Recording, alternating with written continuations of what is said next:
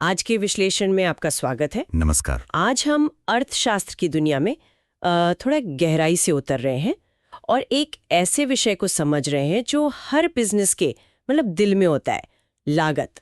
Costs. खास तौर पर हम लागत के पारंपरिक सिद्धांत पर नजर डाल रहे हैं। हमारे पास इसके लिए एक अकादमिक स्रोत से कुछ काफी महत्वपूर्ण अंश है। ये हमें समझाते हैं कि कोई फर्म कोई कंपनी अपनी लागतों को कैसे देखती है, कैसे मैनेज करती है। हाँ। तो हमारा मिशन क्या है? हम इन आइडियाज को खंगालेंगे और समझेंगे कि छोटी अवधि, जिसे शॉर्ट रन कहते हैं, और लंबी अवधि, लॉन्ग रन में लागतें कैसे बिहेव करती हैं, खास तौर पर जब प्रोडक्शन घटता बढ़ता है।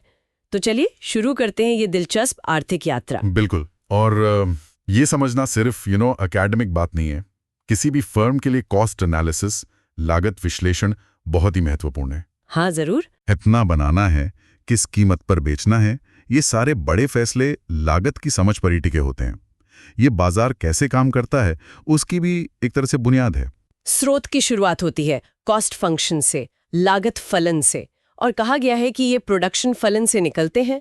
इसका क्या मतलब हुआ, थोड़ा आसान शब्दों में समझाएंगे? हाँ, देखिए, प्रोडक्शन फलन मूल रूप से ये बताता है कि आप इनपुट जैसे लेबर है, मशीनें हैं, उनका इस्तेमाल करके कितना आउटपुट माल बना सकते हैं, और वो भी सबसे कुशल तरीके से जो उस समय टेक्नोलॉजी अवेलेबल है। अच्छा। लागत फलन इसी का दूसरा पहलू है। ये बताता है कि भाई उस आउटपुट को बनाने में कितना खर्च आएगा। ये दोनों जाहिर है टेक्नोलॉजी और बाजार में इनपुट की कीमतों पर निर्भर करते हैं। और यहीं पर अर्थशास्त्र एक महत्वपूर्ण विभाजन करता है, शॉर्ट रन और लॉन्ग रन लागतों के बीच। इनमें बुनियादी फर्क क्या है? देखिए, फर्क समय का उतना नहीं है जितना लचीलेपन का है, फ्लेक्सिबिलिटी का। अल्पावधि या शॉर्ट रन वो टाइम फ्रेम है जिसमें कम से कम एक इनपुट या फैक्टर ऑफ प्रोडक्शन फिक्स्ड होता है, स्थिर। आप उसे फौरन बदल नहीं सकते। जैसे सोचिए, एक फैक्ट्री की बिल्डिंग है या कोई भारी मशीनरी, आप रातों रात नई फैक्ट्री तो नहीं बना सकते ना। सही। तो शॉर्ट रन में लागतें निर्भर करती हैं आउटपुट लेवल X पर, मौजूदा टेक्नोलॉजी T पर, इनपुट की कीमतों PF पर और उन फिक्स्ड फैक्टर्स K पर।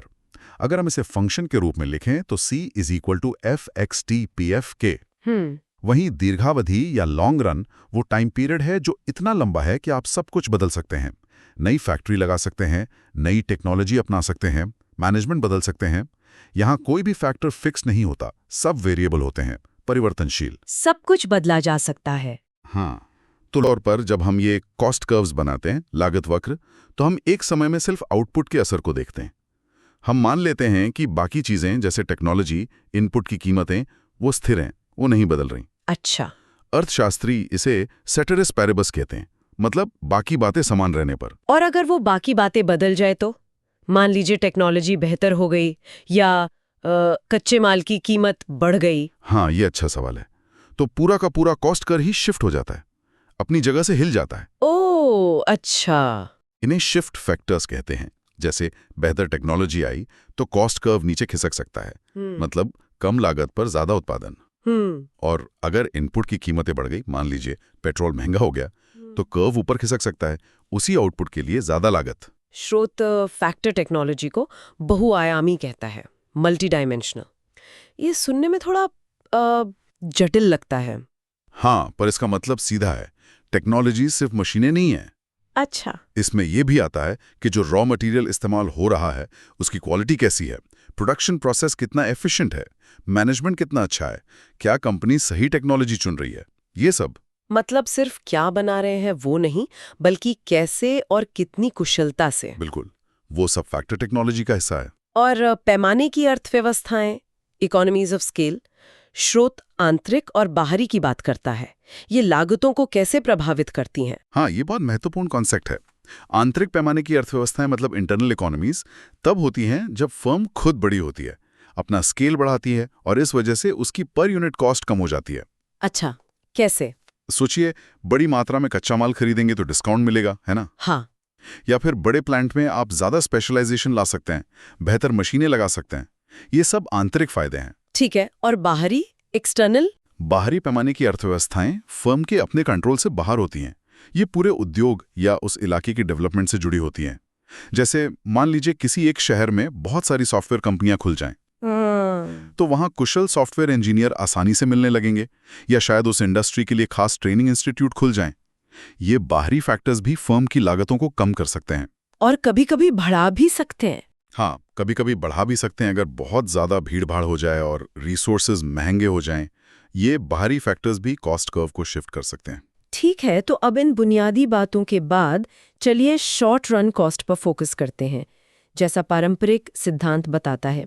स्रोत कहता है कुल लागत टोटल कॉस्ट TC के दो हिस्से हैं, टोटल फिक्स्ड कॉस्ट TFC और टोटल वेरिएबल कॉस्ट TVC। मतलब TC = TFC + TVC। बिल्कुल सही। फिक्स कॉस्ट स्थिर लागतें, जैसा हमने कहा, वो हैं जो आउटपुट बदलने पर भी नहीं बदलती। फैक्ट्री का किराया, परमानेंट स्टाफ की सैलरी, बीमा, मशीनरी का डेप्रिसिएशन मतलब घिसावट। चाहे आप 1 यूनिट बनाएं या 100, ये खर्च तो होंगे ही। तो इसका ग्राफ कैसा होगा? अगर आप इसका ग्राफ सोचें तो ये एक सीधी सपाट रेखा होगी, हॉरिजॉन्टल लाइन। आउटपुट बढ़े या घटे, कॉस्ट उतनी ही। और वेरिएबल कॉस्ट? परिवर्ती लागतें, ये वो लागतें हैं जो सीधे आउटपुट के साथ बदलती हैं। कच्चा माल, प्रोडक्शन में लगे मजदूरों की दिहाड़ी, बिजली, फ्यूल। जितना ज्यादा बनाएंगे उतना ज्यादा ये खर्च होगा। अगर प्रोडक्शन शून्य है तो वेरिएबल कॉस्ट भी शून्य होगी। स्रोत बताता है कि टोटल वेरिएबल कॉस्ट TVC का कर्व आमतौर पर उल्टे S अक्षर जैसा होता है। ऐसा क्यों? ये होता है इकोनॉमिक्स के एक बहुत ही महत्वपूर्ण नियम की वजह से, लॉ ऑफ वेरिएबल प्रोपोर्शंस, या जिसे लॉ ऑफ डिमिनिशिंग रिटर्न्स भी कहते हैं, ह्रासमान प्रतिफल का नियम। अच्छा, ये क्या है? सोचिए आपके पास एक फिक्स साइज की किचन है, ये फिक्स्ड फैक्टर हो गया। अब आप उसमें कुक या वेरिएबल फैक्टर बढ़ाते जा रहे हैं। शुरू में 1-2 कुक मिलकर बहुत एफिशिएंटली काम करेंगे, शायद स्पेशलाइजेशन भी बढ़े, तो लागत धीमी गति से बढ़ेगी। लेकिन जैसे जैसे आप और कुक डालते जाएंगे, किचन में भीड़ बढ़ेगी, कोऑर्डिनेशन में दिक्कत आएगी और हर नया कुक पहले वाले से कम एक्स्ट्रा खाना बना पाएगा। मतलब रिटर्न्स घटने लगेंगे और लागत तेजी से बढ़ने लगेगी। ओह, इसी वजह से TVC कर्व पहले धीरे धीरे बढ़ता है, फिर तेजी से, जिससे उसका आकार उल्टे S जैसा बनता है। तो कुल लागत TC कर्व बस इन दोनों फिक्स्ड और वेरिएबल का जोड़ है, TFC + TVC। हाँ, इसका आकार भी TVC जैसा ही, मतलब उल्टा ऐसी होता है, लेकिन ये शून्य से शुरू नहीं होता। ये जीरो प्रोडक्शन पर TFC के लेवल से शुरू होता है, क्योंकि फिक्स कॉस्ट तो आपको देनी है, चाहे आप कुछ बनाएं या ना बनाएं। अब आते हैं औसत लागतों पर, एवरेज कॉस्ट्स पर। स्रोत AFC, AVC और ATC की बात करता है। ये क्यों महत्वपूर्ण है? ये पर यूनिट कॉस्ट हैं, प्रति इकाई लागतें, और ये प्राइसिंग और प्रॉफिट एनालिसिस के लिए बहुत जरूरी हैं। अच्छा। पहला है average fixed cost AFC, TFCX।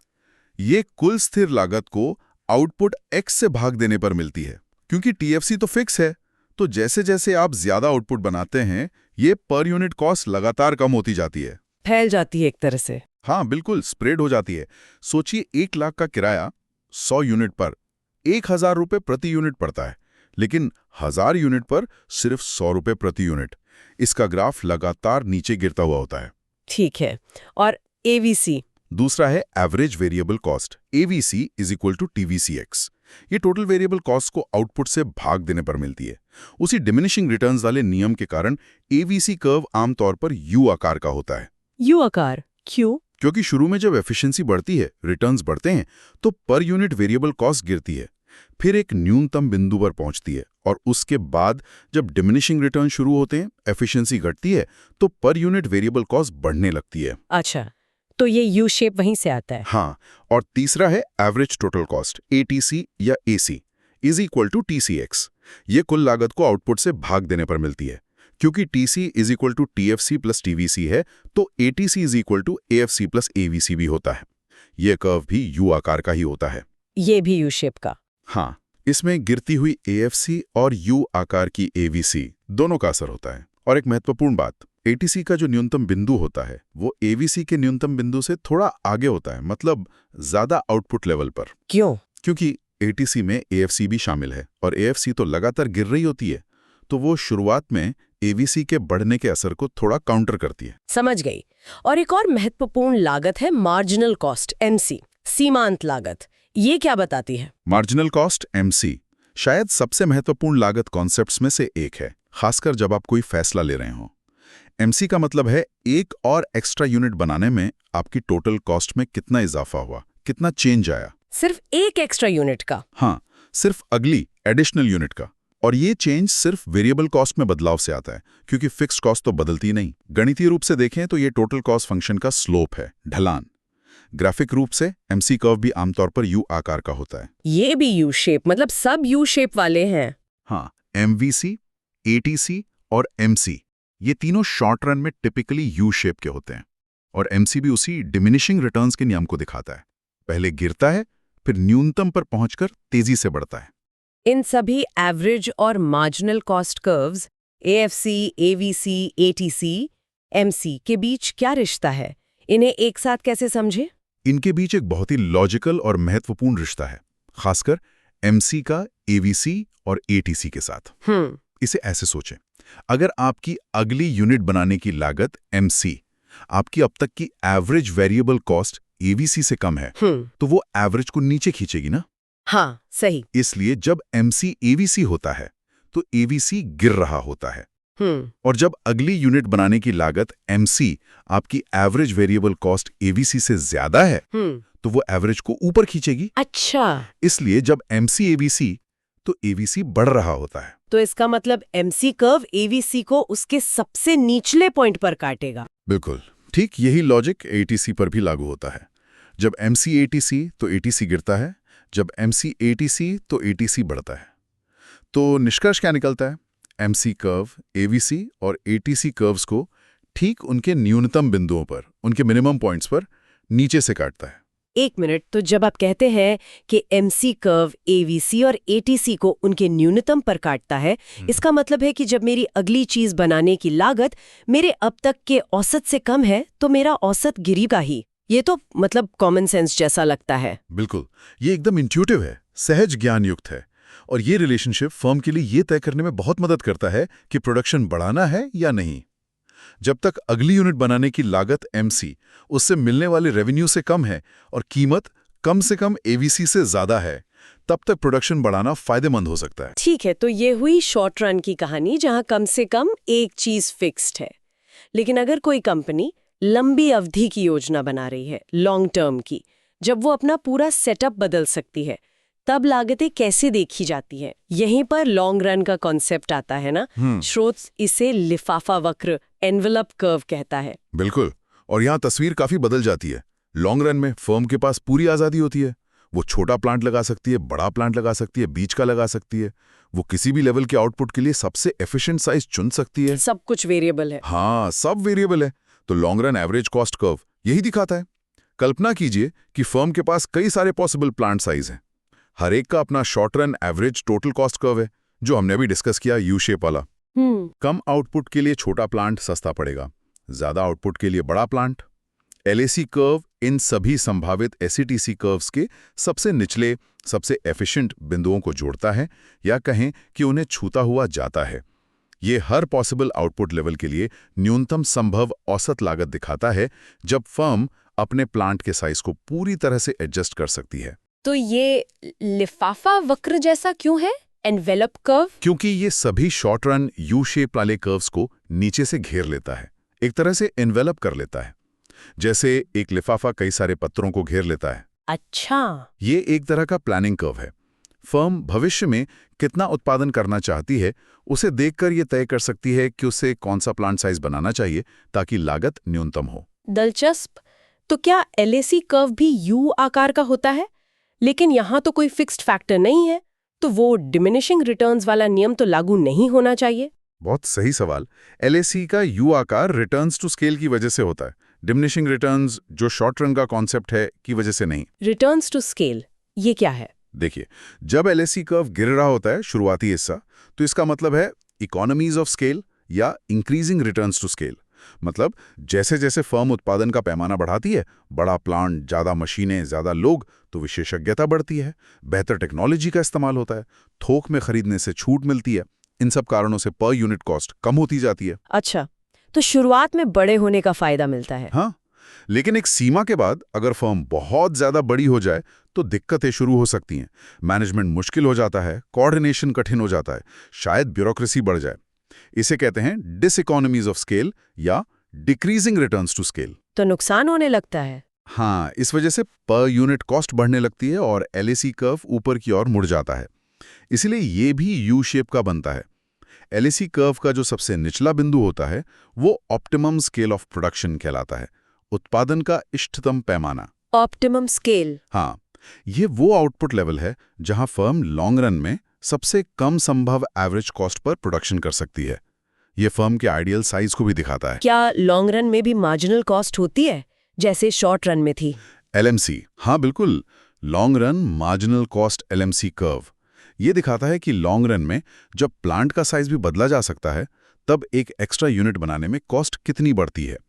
और इसका एलएसी के साथ रिश्ता वैसा ही है जैसा शॉर्ट रन में एमसी का एटीसी के साथ था। मतलब एलएमसी कर्व भी एलएसी कर्व को उसके न्यूनतम बिंदु पर, उसके मिनिमम पॉइंट पर नीचे से काटता है। तो वो न्यूनतम बिंदु एलएसी का न्यूनतम बहुत खास हुआ। हाँ, वो बिंदु जिसे स्रोत में एम कहा गया है वाकई खास है।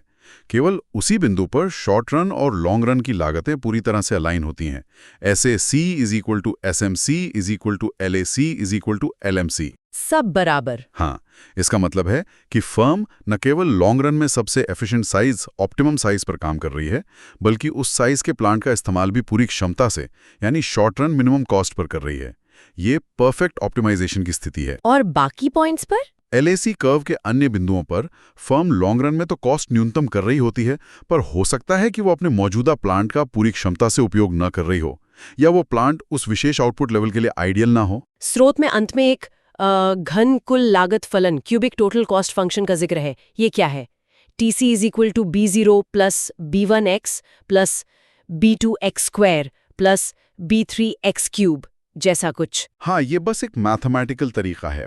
अर्थशास्त्री अक्सर रियल वर्ल्ड डेटा को मॉडल करने या थ्योरेटिकल आइडियाज को दर्शाने के लिए इक्वेशंस का इस्तेमाल करते हैं।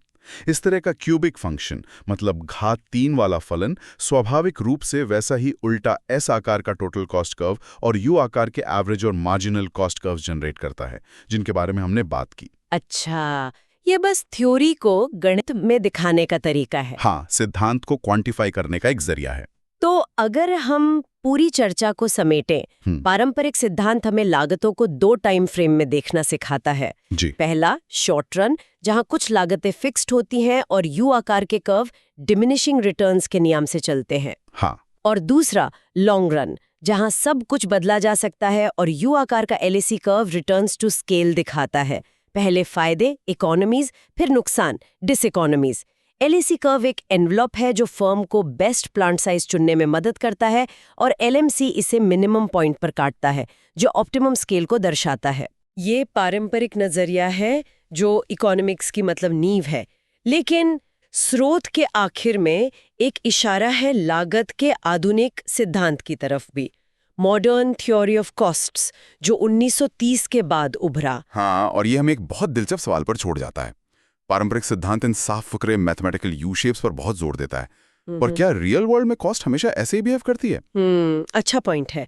तो श्रोताओं के सोचने के लिए ये सवाल है, ये जो मॉडर्न थियोरी है वो पारंपरिक यू आकार की धारणाओं को कैसे चुनौती दे सकती है? क्या ये संभव है कि असल में कई इंडस्ट्रीज में फर्मों की एवरेज वेरिएबल कॉस्ट या शायद एवरेज टोटल कॉस्ट भी आउटपुट की एक बड़ी रेंज में यू आकार की होने के बजाय ज्यादातर फ्लैट या एल आकार की हो, मतलब गिरें और फिर काफी हद तक सीधी रहे? बिल्कुल। आधुनिक सिद्धांत कुछ एम्पिरिकल स्टडीज, मतलब वास्तविक दुनिया के अध्ययनों का हवाला देकर यही कहता है कि कई फर्मों के पास रिजर्व कैपेसिटी होती है, अतिरिक्त क्षमता, और वे कॉस्ट्स में भारी बढ़ोतरी के बिना प्रोडक्शन को काफी हद तक घटा बढ़ा सकती हैं। यह ट्रेडिशनल मॉडल की तुलना में एक अलग तस्वीर पेश करता है। तो कौन सा सिद्धांत ज्यादा सही है? ये बहस का विषय है।